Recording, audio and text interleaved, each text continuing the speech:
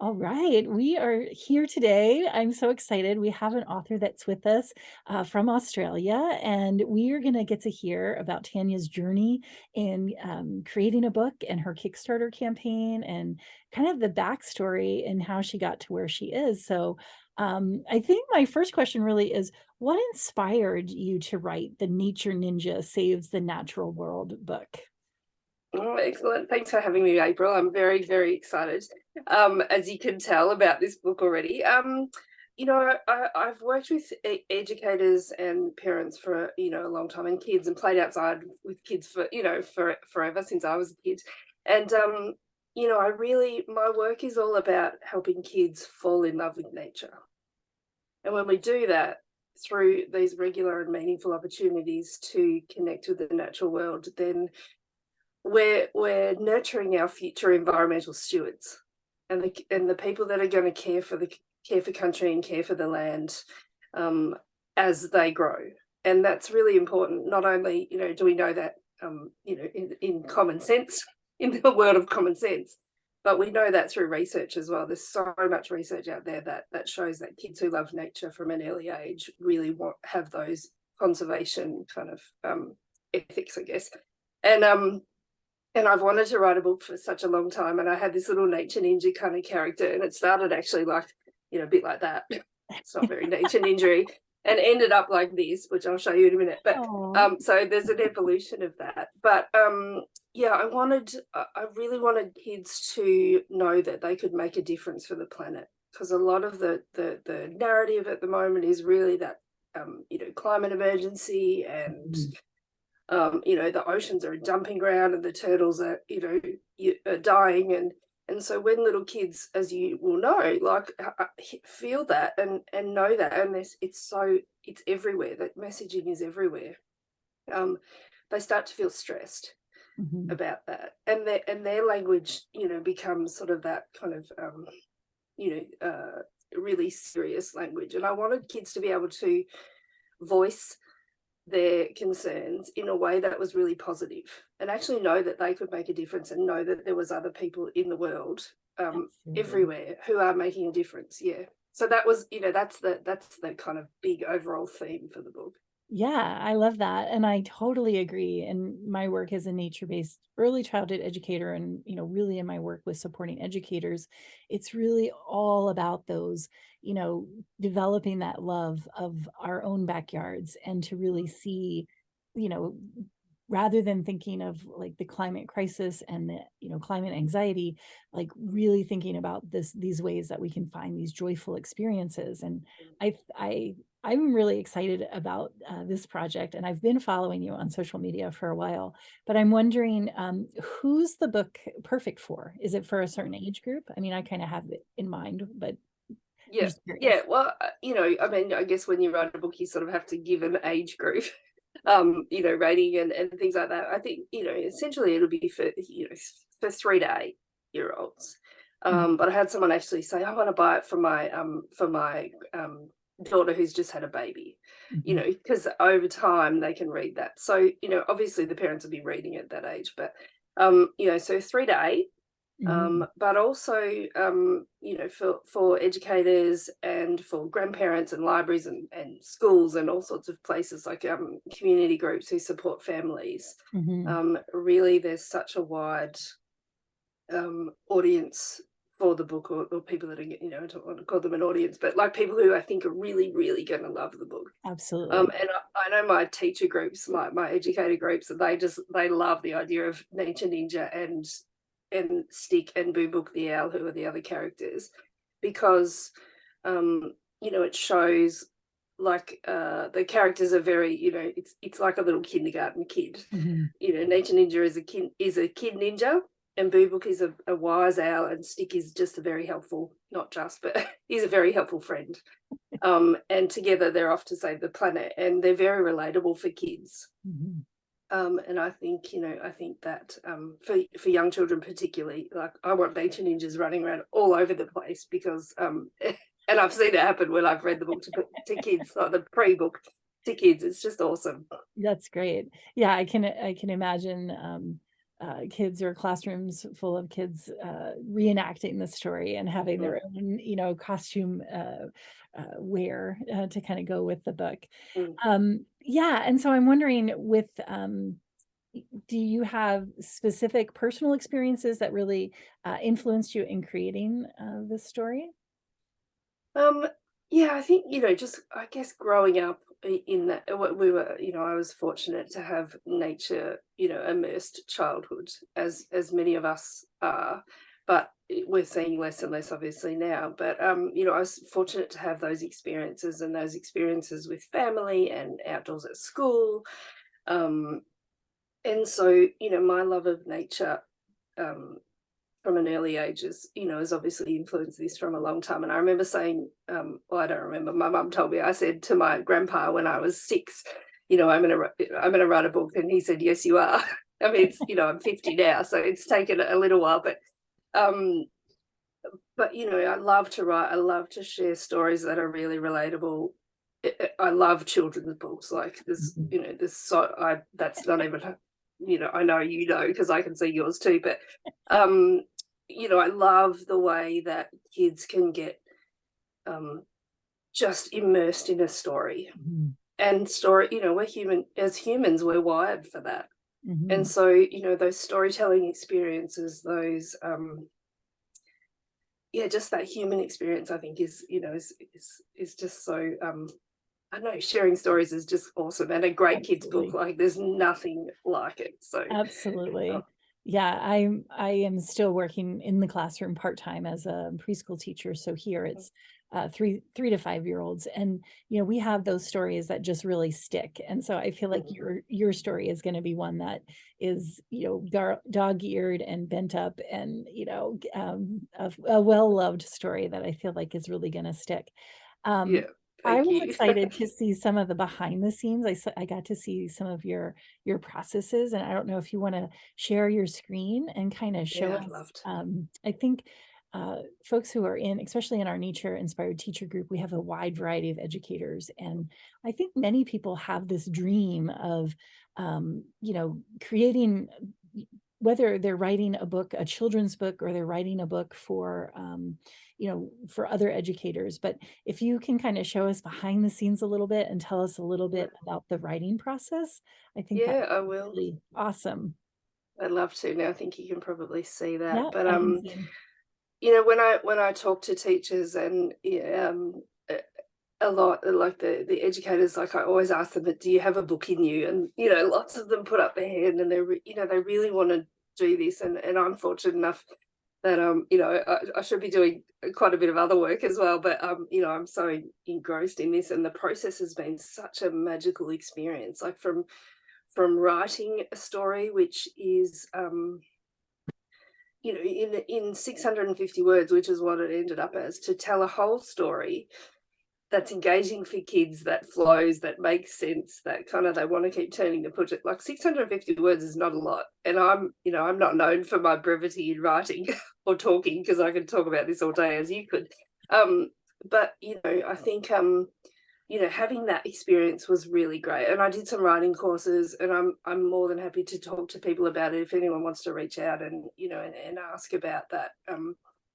Please feel free to as well. But I'm going to show you a little bit of inside the book, and that kind of helps me explain why I wrote it, and and a bit of the process. So, as you can see, here's Nature Ninja and Boo Book the Owl and Stick, who is a stick, but obviously.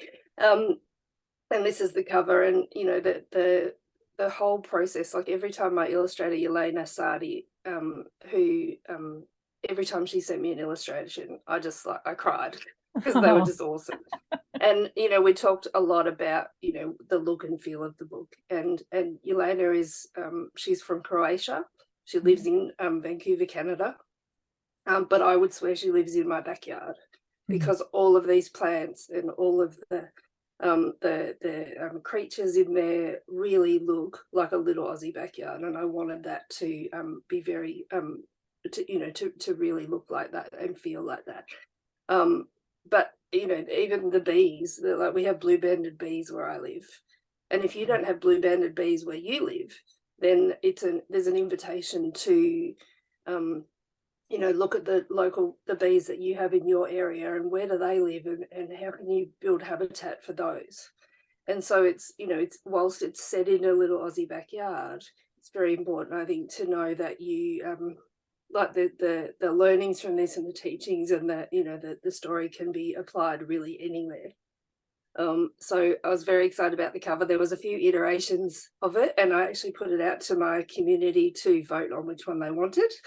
And that was really cool to have that, part of the process as well. So, and the book does come with like lots of resources, teacher guides and printable bookmarks and little plushy toys, as you saw before, and lots of ebooks and audiobooks and all sorts of things. And one of the things that I really wanted to have it right from the start, like not as an add-on, but as something that was integral to the book, were accessible versions.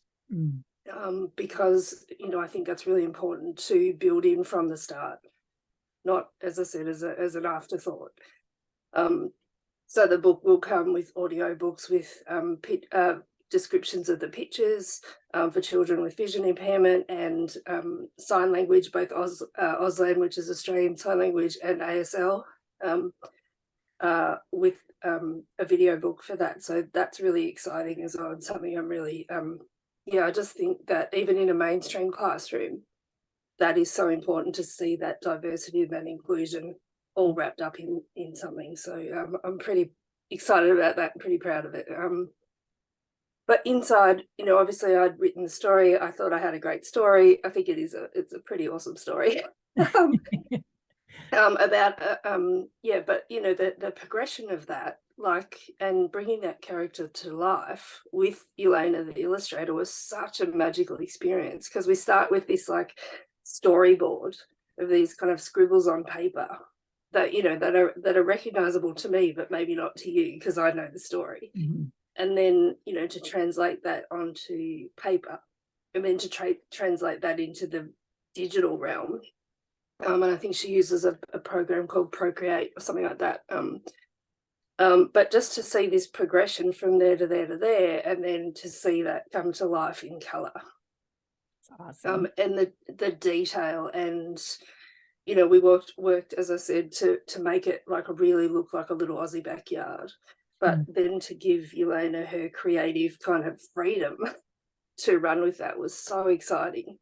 And it was magical for me, because I saw all these things come to life that I, maybe they were in my head somewhere, but she made them look better, like way better.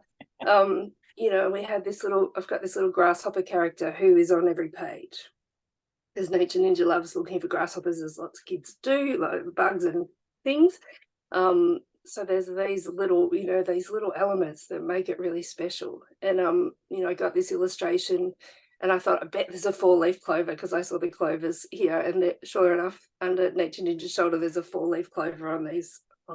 It's just all the little details, I think, under the ground and things like that, that kids will keep coming back to and going, I love that. I didn't see that before.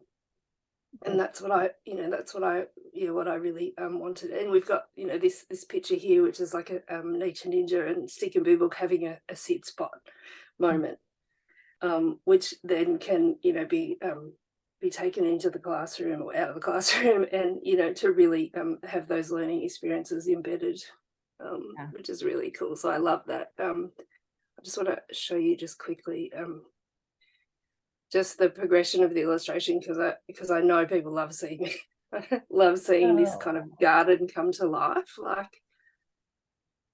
and even like the little, she's done this little stick blowing on the dandelion, which is gorgeous. So I'll just pop the colour in there, ready? Or she will pop the colour in there.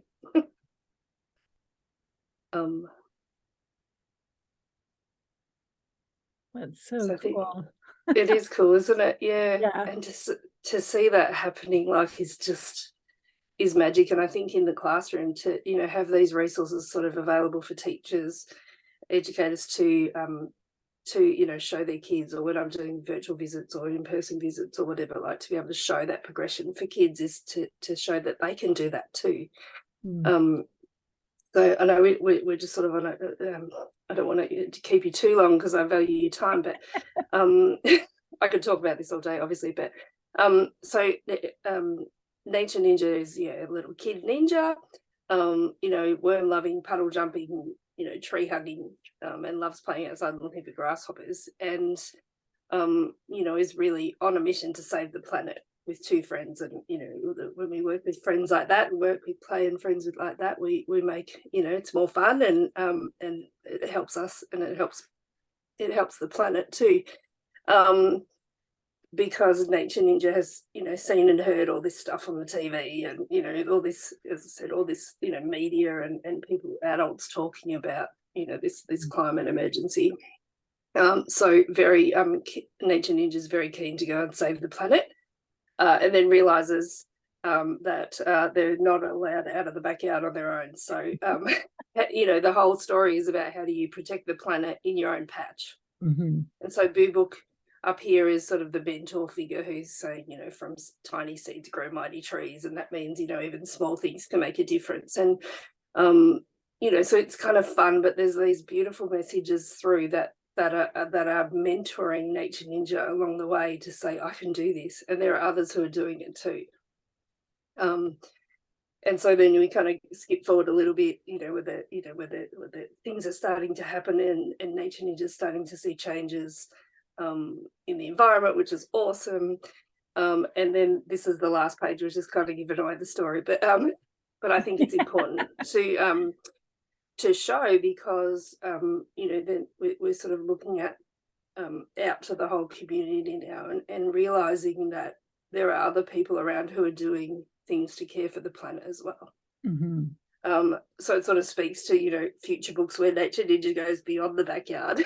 The sequel. Not too quickly, because there's still things to do in the backyard, I think. But looking at this, for children to see that there's a wind farm up the back, and there's solar panels on the roof, and there's a rain barrel here, and a green roof, and even someone who lives in an apartment building can have nature surrounding them. There's vegetables, and people planting trees, and caring for nature by cleaning up, and a little wild space between the buildings.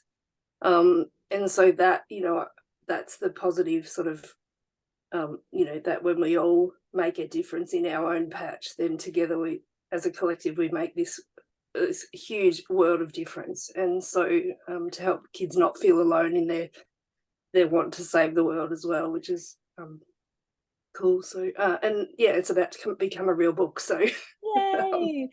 So tell us, how do you get, I know that you're having a Kickstarter campaign, and we can put a link to it, but what is that process to be able to have a real book in your hands? Excellent. It's happening, right? Like it took it is, I know. Well, it's ready, it's ready to go, and I think Kickstarter's about crowdfunding and helping creative projects come to life, and I really didn't want to do it when I was right at the start, because I really want people to be able to have the book as soon as they can. So it's going to my local printer next month, which is awesome, or later this month. I don't have to ship the books. They're eco-accredited, they're just 10 minutes down the road. They're a small business. I want to support them, and so it really fits with the message of saving the planet, I guess, which is and so it's on Kickstarter. So if you just go to kickstarter.com and you search Nature Ninja, that's probably the easiest way to find it. And then you can go through, and you can read a bit more about the book, see inside as well, and a bit more about why I wrote it. And then and some nice things people have said about it, like Richard Louv and Louise Chawler, and lots of teachers, and which is awesome. So you can go in there, and you sort of says back the project, and you can pick from all the packages that are there. So there is a digital package, there are book packages, there are book packages with the plushies, and all sorts of different packages and teacher resources as part of that. And the accessible versions, as I said, come with everything. Wow. Because I don't want people to have to really ask for those. I want them to be embedded in that. If you just it does go for about 3 more days at this stage, 2 or 3 more days at this stage. and what I'm we've reached one stretch goal already, so it is funded. It did reach the goal, and then the stretch goals are really asking my teachers who are around me to, we asked them what they wanted, and they wanted puppet patterns of the characters. So that's what I created as a really rough demo, as you can see. But they were really cool. And then the next stretch goal, which is about $1,800 away, which is Australian, so that's, I don't know, about 1,200 US at the moment, is to create a Nature Ninja song, and create that with my local special development school. And those kids and teachers are so awesome in there. And so to create that with them, and reach that goal would be so cool. And that will just help, me fund the muso who's going to come down, or the musician who's going to come down and help us, play the play the awesome music, and he knows how to write songs, and help us write songs as well. So we don't. Yeah. So I think that's going to be really exciting. And yeah, so if people love the book, I would, obviously love people to back it and purchase the book. But if you can grab the link and share it with all your Mhm. educator friends, like that would be, yeah, that would be amazing. So as you can see, I'm Awesome. very excited. Yes, I'm so excited. I'm glad we got to chat today. Tanya got up super early this morning. It's 5:30 a.m. her time.